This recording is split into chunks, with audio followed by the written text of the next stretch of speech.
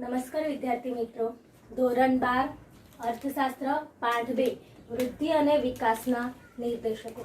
આગળના તાસમાં આપણે આર્થિક વિકાસ અને આર્થિક વૃદ્ધિનો તફાવત જોયો હતો. હવે આજે આપણે વિકાસના નિર્દેશકો ભણવાના છે કે વિકાસના નિર્દેશકો શું છે. બરાબર, વિકાસના નિર્દેશકો કયા કયા છે અને એ શા માટે રજૂ કરવામાં આવે છે. તો જોઈએ આપણે વિકાસના નિર્દેશકો. દેશનો આર્થિક વિકાસ થયો છે કે કેમ? જો થયો હોય તો કેટલી ઝડપથી થયો છે? વિદ્યાર્થી મિત્રો ધ્યાન આપજો, શું કીધું છે? આર્થિક વિકાસ થયો છે કે કેમ, અને જો થયો હોય તો કેટલી ઝડપે થયો છે. પ્રશ્નાર્થ ચિહ્ન છે, કેટલી ઝડપે થયો છે.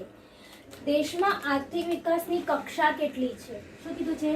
આર્થિક વિકાસની કક્ષા કેટલી છે તે જાણવા અને તેનું માપ કાઢવા. શું શું જાણવા કીધું છે આપણને? કે આર્થિક વિકાસ થયો છે કે કેમ, જો થયો હોય તો કેટલી ઝડપે થયો છે, અને દેશમાં આર્થિક વિકાસની કક્ષા કેટલી છે તે જાણવા અને તેનું શું માપ કાઢવા માટે કેટલાક પરિબળોને ધ્યાનમાં લેવા પડે છે. તો આવા પરિબળો કે બાબતોને આર્થિક વિકાસના નિર્દેશકો, માપદંડો કે ધોરણો તરીકે ઓળખવામાં આવે છે.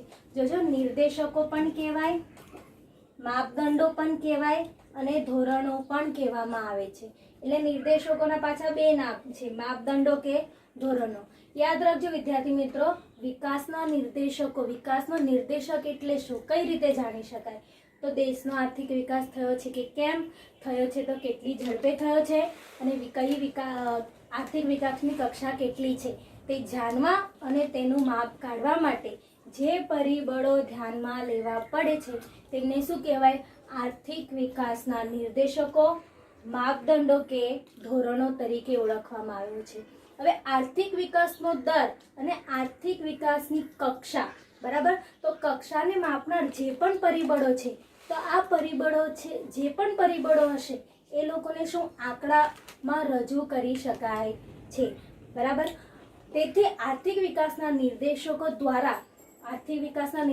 દ્વારા બે સમયગાળામાં બે દેશ વચ્ચેનો અને બે રાજ્યો વચ્ચેનો આપણે વિકાસની તુલના કરી શકાય છે. બરાબર, આર્થિક નિર્દેશકો શા માટે હોય છે? પરિબળો, કે એ પરિબળો દ્વારા બે દેશ વચ્ચે કેટલો વિકાસ થયો છે અથવા બે રાજ્ય વચ્ચે કેટલો વિકાસ થયો છે તેની આપણે તુલના કરી શકીએ છીએ. એક્ઝામ્પલ તરીકે જો થર્મોમીટર છે, થર્મોમીટર શું કામ લાગે? કે આપણા શરીરમાં તાપમાનમાં જે ફેરફાર થયો છે તે કેટલો થયો છે તે નોંધે છે. બરાબર, અને તેનું શું આપણને પરફેક્ટ કહે છે કે આટલો તાપમાન છે શરીરનું. બરાબર, તેવી જ રીતે આ આર્થિક વિકાસના જે નિર્દેશકો છે એ નિર્દેશકો દેશનો વિકાસનો દર કેટલો થયો છે તેનું માપ કાઢી આપે છે. થર્મોમીટર છે. બરાબર, હવે આપણે જોઈએ કે આર્થિક વિકાસના નિર્દેશકો કયા કયા છે.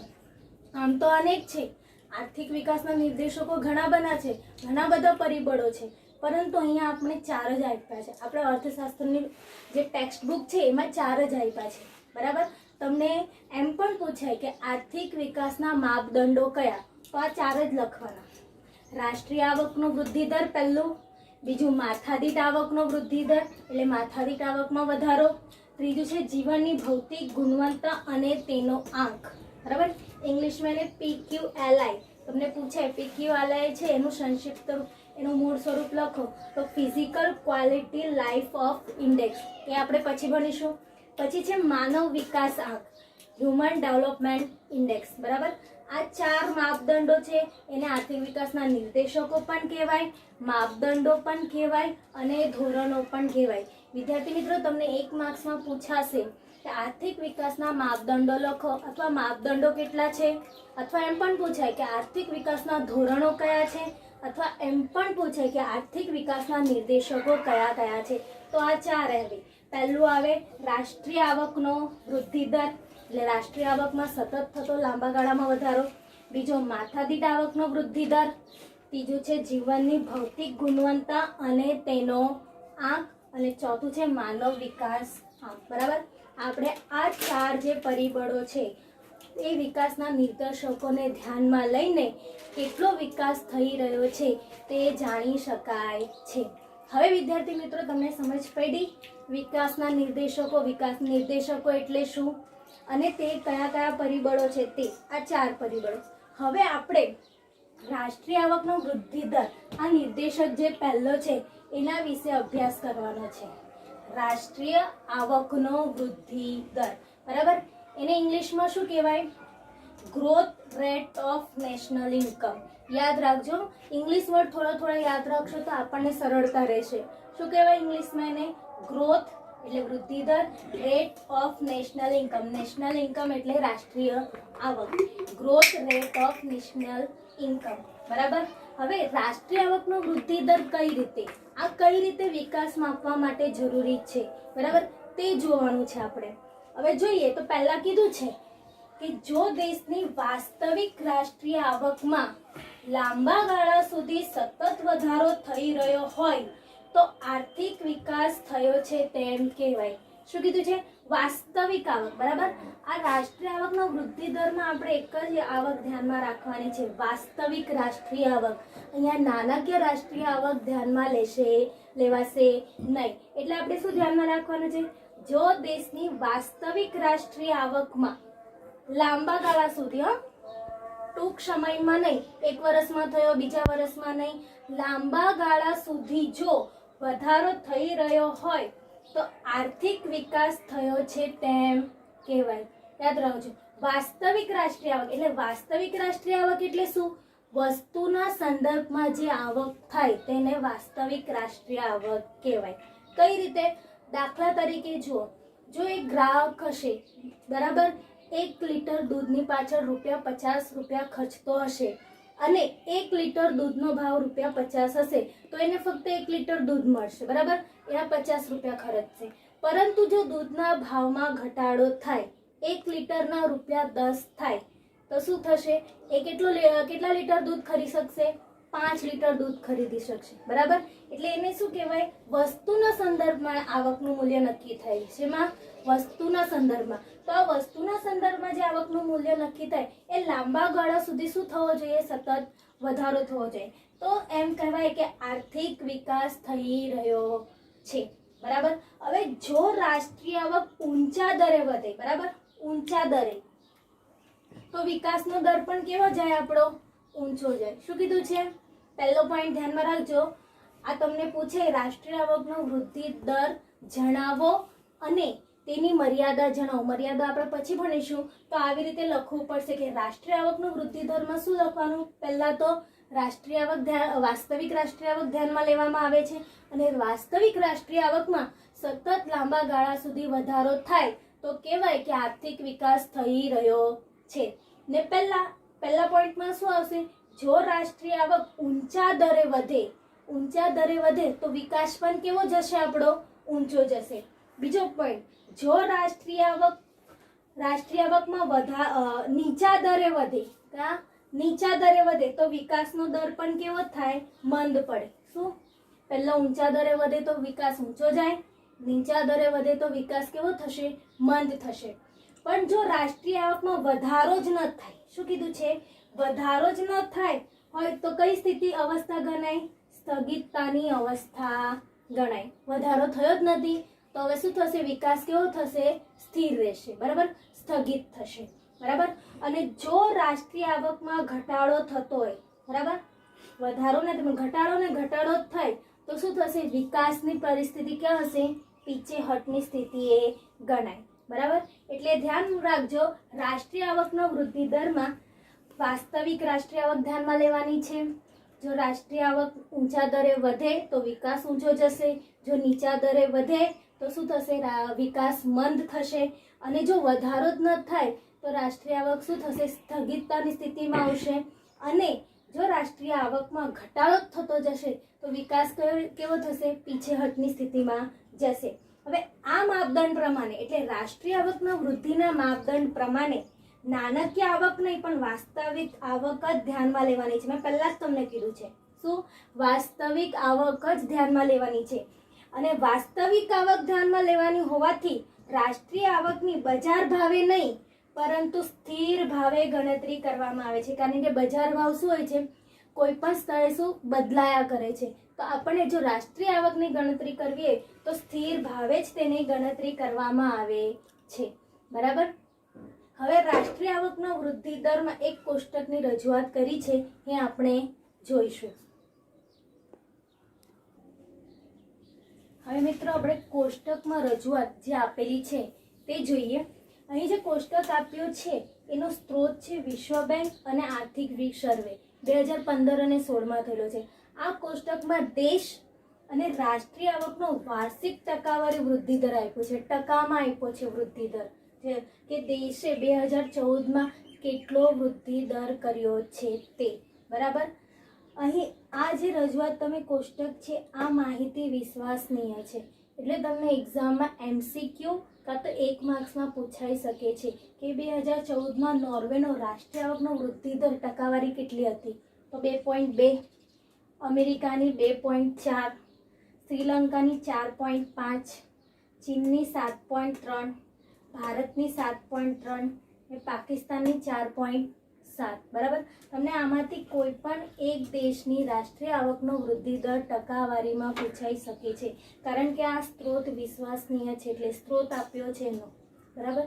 એટલે MCQમાં પૂછાઈ શકે છે. હવે ગયા બોર્ડની એક્ઝામની વાત કરીએ, બરાબર, 2020ની, તો આ જે માહિતી છે એમને 5 માર્ક્સમાં આલેખમાં રજૂઆત કરવામાં આવેલી હતી. આજે કોષ્ટકની રજૂઆત તમે જુઓ છો ને, નોર્વે, અમેરિકા છે, એમનો ટકાવારી વૃદ્ધિ દર આપ્યો હતો આ માહિતી, અને એમને કીધું હતું કે સ્તંભ આલેખ દોરી એનું વિશ્લેષણ કરો. બરાબર. આ માહિતી આપી હતી, એટલે આ માહિતી યાદ રાખજો. એનો સ્તંભ આલેખ પણ દોરાઈ શકે છે અને એનું વિશ્લેષણ. હવે વિશ્લેષણ કઈ રીતે કરાય તે જોઈએ આપણે. હવે આપણને ખબર છે, આપણને કીધું છે જેમ જે વિશ્વમાં કેટલાક દેશો છે એ દેશોનો આર્થિક વૃદ્ધિ દર બીજા દેશ કરતાં આર્થિક વૃદ્ધિ દર જો વધુ હોય તો એ દેશનો વિકાસ થઈ રહ્યો છે તેમ કહેવાય. વૃદ્ધિ દર જેમ વધુ હોય એમ કહી શકાય કે વિકાસનો દર પણ વધારે છે તો અન્ય દેશની તુલનામાં. બરાબર. તો આપણે આ કોષ્ટકમાં જોઈ રહ્યા છે નોર્વેનું 2.2 છે, અમેરિકાનું 2.4 છે, શ્રીલંકાનું 4.5 છે, ચીન અને ભારતનું 7.3 છે અને પાકિસ્તાનનું 4.7 છે. હવે નોર્વે, અમેરિકા, શ્રીલંકા અને પાકિસ્તાન કરતાં ભારતનો વૃદ્ધિ દર વધુ છે. બરાબર. શું કીધું છે અહીંયા? ભારતનો વૃદ્ધિ દર કેવો છે? ઊંચો છે. એટલે તેમ કહી શકાય છે કે ભારતનો આર્થિક વૃદ્ધિ દર પણ દેશો કરતાં ઊંચો છે. એટલે હમણાં તમે જોઈ શકો છો ભારત વિશ્વમાં ઝડપથી વિકાસ કરી રહ્યું છે. જો કે નોર્વે અને અમેરિકા જે છે એ પણ અગાઉ એમને ખૂબ વિકાસ કરી ચૂક્યા છે, એ વિકસિત દેશો છે, એમનો વિકાસ થઈ ચૂક્યો છે. એટલે એ લોકો શું કરશે? ધીરા દરે શું કરશે? વૃદ્ધિમાં વધારો કરશે. એટલે આ કોષ્ટક એ જ રજૂઆત કરે છે કે એ બે દેશનો વિકાસ શું થઈ ચૂક્યો છે, એટલે એ શું કરશે? હવે એ 2 કે 3% જેટલો જ વિકાસ કરી રહ્યા છે, આ સર્વે પરથી ખબર પડે છે. બરાબર. એટલે ભારત શું કરે છે? એનો આર્થિક વૃદ્ધિ દર જોઈ લો, ટકાવારી 7.3, અન્ય દેશ કરતા કેવો છે? ઊંચો છે. એટલે એમ કહી શકાય કે વિશ્વમાં ભારત શું કરે છે? વિકાસ ઝડપથી કરી રહ્યો છે. એટલે આર્થિક વૃદ્ધિમાં જો વધારો થાય તો વિકાસના દરમાં પણ શું થશે? વધારો થશે. પરંતુ અહીંયા નોર્વે અને અમેરિકાનો જો વૃદ્ધિ દર કેટલો છે? 2.2%, 2.4%. વૃદ્ધિ દર ઓછો છે, પણ એ કેવું છે? એ પહેલેથી વિકાસ કરી ચૂક્યો છે, એટલે વિકાસ થઈ ચૂક્યો છે. એટલે એ લોકો શું કરશે? 2-3% જ વિકાસમાં વધારો કરી શકશે. આ કોષ્ટકની રજૂઆત છે ને વિશ્લેષણ આવી રીતે જ કરવાનું છે. તમારા પાઠ્યપુસ્તકમાં આપેલું જ છે, પેજ નંબર 18 પર તમે જોઈ શકો છો. બરાબર. તો આ પણ તમારે આ માહિતી યાદમાં રાખવાની છે કે નોર્વે છે એનું 2.2 ટકાવારી વૃદ્ધિ દર 2014માં થયેલો રાષ્ટ્રીય આવકની વૃદ્ધિ દરમાં ટકાવારીમાં. બરાબર. અમેરિકાનું 2.4, શ્રીલંકાનું 4.5, ચીનનું 7.3, ભારતનું પણ 7.3 અને પાકિસ્તાનનું 4.7. આ નોર્વે વાળું વધારે પૂછાય છે, 2.2% વાળું.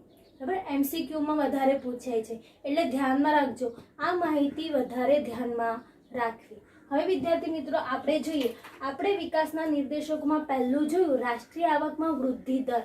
એ પરિબળના આધારે વિકાસ થઈ રહ્યો છે કે તે જાણ્યું, પણ હવે કેટલીક એની મર્યાદાઓ પણ છે. બરાબર.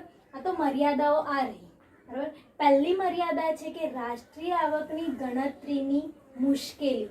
શું કીધું છે કે રાષ્ટ્રીય આવક ગણતરી કરવી મુશ્કેલ છે. કઈ રીતે?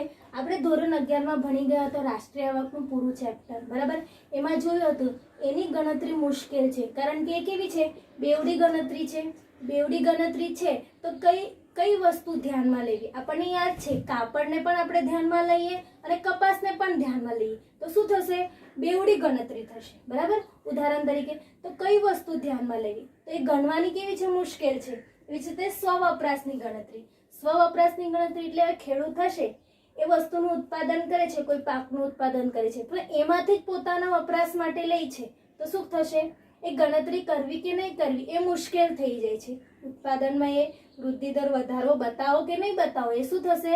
મુશ્કેલી થશે. પછી ઘસારાની ગણતરી. કોઈ વસ્તુ તમે લીધી છે, બરાબર, તો એની ઘસારાની અનેક પદ્ધતિઓ આવે છે. કઈ રીતે એની ગણતરી, કઈ રીતે ગણતરી કરવી તો એ શું છે? મુશ્કેલ છે. એવી રીતે ગેરકાયદેસરની આવક. ગેરકાયદેસરની આવક. આપણે કોઈ પણ આવક ગેરકાયદેસર રીતે મેળવી હોય તો સ્વાભાવિક છે એ આવક આપણે બતાવીશું નહીં. એટલા માટે ગેરકાયદેસરની આવકની ગણતરી કરવી પણ કેવી છે? મુશ્કેલ છે.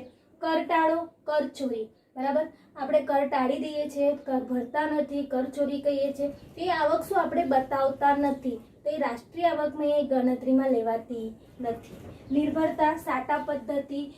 અમુક લોકો ઘણા વ્યવસાયમાં રોકાયેલા હોય તો એ લોકો પોતાની સાચી આવક બતાવતા નથી. હવે આ સાચી આવક જો બતાવે નહીં તો રાષ્ટ્રીય આવક અને સાચો વૃદ્ધિ દર જાણી શકાય નહીં. એટલા માટે કીધું છે કે રાષ્ટ્રીય આવકની ગણતરી કરવી કેવી છે? મુશ્કેલ છે. ધ્યાનમાં રાખજો મર્યાદા. રાષ્ટ્રીય આવકની ગણતરી કરવી મુશ્કેલ છે અને આ મર્યાદાઓ તમને 3 માર્ક્સમાં પૂછાય છે, બરાબર. 1 માર્ક્સમાં પૂછાય તો ખાલી એની મર્યાદાઓ જણાવવાની. રાષ્ટ્રીય આવકની ગણતરીની મુશ્કેલી, વસ્તી અને ત્રીજું રાષ્ટ્રીય આવક ગણવાની અલગ અલગ પદ્ધતિઓ. પણ 3 માર્ક્સમાં પૂછાય તો એની તમારે સમજૂતી આપવી પડે, બરાબર. હવે બીજો પોઈન્ટ છે વસ્તી. વસ્તીની મર્યાદા શું કીધી છે? રાષ્ટ્રીય આવકની મર્યાદામાં વસ્તીને ધ્યાનમાં લેવાતી નથી, બરાબર. અહીં જે એકમાત્ર રાષ્ટ્રીય આવક જાણવાનો વિકાસનો સાચો ખ્યાલ આવી શકતો નથી, બરાબર. આપણને જોયું પહેલી જ મર્યાદા હતી કે ગણવાની મુશ્કેલી છે તો રાષ્ટ્રીય આવક એ સાચો માપ, વિકાસનો સાચો દર કહી શકાય નહીં. માપ આપે છે એમ કહી શકાય નહીં. જે તે દેશની વસ્તીને પણ ધ્યાનમાં લેવી જોઈએ. પરંતુ અહીંયા આપણે શું કીધું છે? અહીંયા વસ્તીને ધ્યાનમાં લીધી નથી. ધારો કે જો દેશ અદેશ છે અને બી દેશ છે, બરાબર, તો અદેશ કરતા બી દેશની રાષ્ટ્રીય આવક વધુ છે, બરાબર. બની આવક શું છે? વધુ છે. રાષ્ટ્રીય આવક વધુ છે પરંતુ એની વસ્તી પણ વધુ છે. શું? અ કરતા એની વસ્તુ પણ વધુ છે. તો આપણે રાષ્ટ્રીય આવક વધુ છે તો આપણે એમ ન કહી શકીએ એનો વિકાસ વધુ થયો છે, બરાબર. એની સામે એની વસ્તી પણ શું છે? વધેલી છે. તો આમ આપણે એમ કહી ન શકીએ કે એ બી દેશ કરતા એ દેશ વિકાસ ઓછો છે. શું? એનો વિકાસ વધુ કહી શકાય નહીં, બરાબર. એટલા માટે અહીં કીધું છે કે એની મુશ્કેલી શું છે? દેશની વસ્તી એ દેશની વસ્તી બી દેશની વસ્તી કરતા વધુ ઝડપથી વધુ છે એટલે એની રાષ્ટ્રીય આવક વધુ છે, બરાબર. એટલે આ સાચો માપદંડ છે એમ કહી શકાય નહીં. એટલે આર્થિક વિકાસ ઝડપી છે તેમ પણ કહી શકાય નહીં. એટલે રાષ્ટ્રીય આવકની ગણતરીમાં વસ્તીને ધ્યાનમાં લેવાતી નથી. હવે ત્રીજો પોઈન્ટ છે રાષ્ટ્રીય આવક ગણવાની અલગ અલગ પદ્ધતિઓ. વિદ્યાર્થી મિત્રો, આપણે 11મા ધોરણમાં ભણી ગયા છે. રાષ્ટ્રીય આવકની ગણવાની 3 પદ્ધતિઓ છે. ઉત્પાદન પદ્ધતિ, આવક પદ્ધતિ અને ખર્ચની પદ્ધતિ. એમાંથી ઉત્પાદન પદ્ધતિ અને ખર્ચની પદ્ધતિ મોસ્ટ ઓફલી પૂછાય છે, બરાબર, મહત્વની છે. પરંતુ આપણે અહીં જોઈએ જો રાષ્ટ્રીય આવક ગણવાની પદ્ધતિ અલગ અલગ પદ્ધતિ હોય તો પદ્ધતિ પર અલગ અલગ માપ નીકળે તો એ મુશ્કેલી પડે છે. તો આપણે કઈ પદ્ધતિ દ્વારા રાષ્ટ્રીય આવક ગણી શકાય, બરાબર, તો એ મુશ્કેલી નડે છે. એટલા માટે આ અલગ અલગ પદ્ધતિઓને કારણે રાષ્ટ્રીય આવકની સાચો માપ કાઢી શકાય નહીં. એટલે આપણે એમ કહી નહીં શકાય કે વિકાસનો દર સાચો નીકળી શકે નહીં. આ 3 જે મર્યાદાઓ છે તમારે ધ્યાનમાં લેવાની છે. પહેલી રાષ્ટ્રીય આવકની ગણતરીની મુશ્કેલીઓ, બીજું વસ્તીને ધ્યાનમાં લઈ શકાય નહીં. જેમ વસ્તી રાષ્ટ્રીય આવક વધે છે અને વસ્તી પણ ઝડપથી વધે છે તો એમ કહી શકાય ને કે આર્થિક વિકાસ દર ઝડપથી વધે છે. ને રાષ્ટ્રીય આવક ગણવાની અલગ અલગ પદ્ધતિઓ. તો આ જે રાષ્ટ્રીય આવકની પદ્ધતિની ગણતરી કરે છે તો આવક અલગ અલગ આવે છે. શું આ ત્રણ પદ્ધતિથી શું આવે છે? રાષ્ટ્રીય આવકનું અલગ અલગ આવે છે. એટલે આપણે શું એનો સાચો માપદંડ કહી શકાય નહીં. વિદ્યાર્થી મિત્રો ધ્યાનમાં રાખજો, આ મર્યાદા તમારે વાંચવાની છે. 3 માર્ક્સમાં પૂછાય છે, મોસ્ટ આઈએમપી છે. હવે વિદ્યાર્થી મિત્રો જે તમારો જે પહેલો જે નિર્દેશક છે રાષ્ટ્રીય આવકનો વૃદ્ધિ દર, એમાં જો કંઈ સમજ નહીં પડી હોય તો તમે મને જણાવી શકો છો વોટ્સઅપ મેસેજ દ્વારા. અસ્તુ, આભાર.